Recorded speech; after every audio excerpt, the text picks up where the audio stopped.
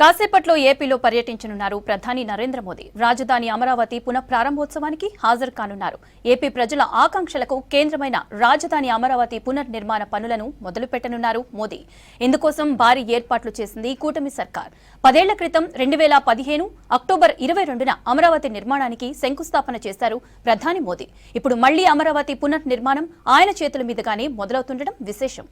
AP Amaravati పునర్నిర్మాణ శంకుస్థాపనకు ప్రధాని మోదీ విచ్చేస్తున్న సందర్భంగా తుళ్లూరులో జేఏసీ నేతలు ర్యాలీ నిర్వహించారు. రాబోయే తరాలకు బంగారు భవిష్యత్తు నిర్మించడమే రాజధాని ముఖ్య ఉద్దేశమని జేఏసీ నాయకులు పువ్వాడ సుధాకర్ అన్నారు.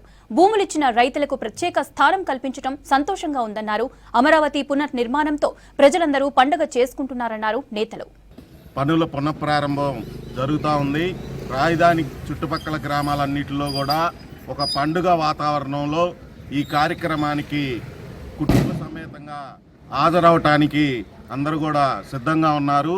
అదేవిధంగా ఈ రాజధాని ప్రాంతం ఇక్కడ మరి పునఃప్రారంభమై అభివృద్ధి చెంది ఈ అభివృద్ధి ఫలాలు ఈ రాష్ట్రంలో ఉన్నటువంటి భావితరాలందరికీ కూడా చేరాలని చెప్పి మేమందరం కూడా ఒక సంకల్పంతో పనిచేస్తూ ఉన్నాం.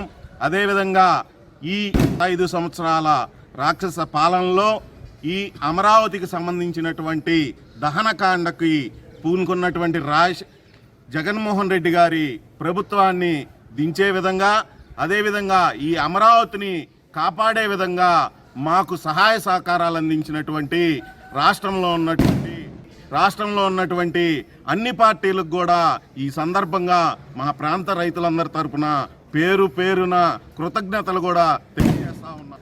అమరావతి రాజధాని అనేది కేవలం ప్రజా రాజధాని కాదు, ఇది అక్షయ పాత్ర లాంటిది. మన బిడ్డలందరికీ అవసరమైనటువంటి ఆర్థిక వనరులను, విద్య, ఉపాధి అవకాశాలను కల్పించేటువంటి రాజధాని.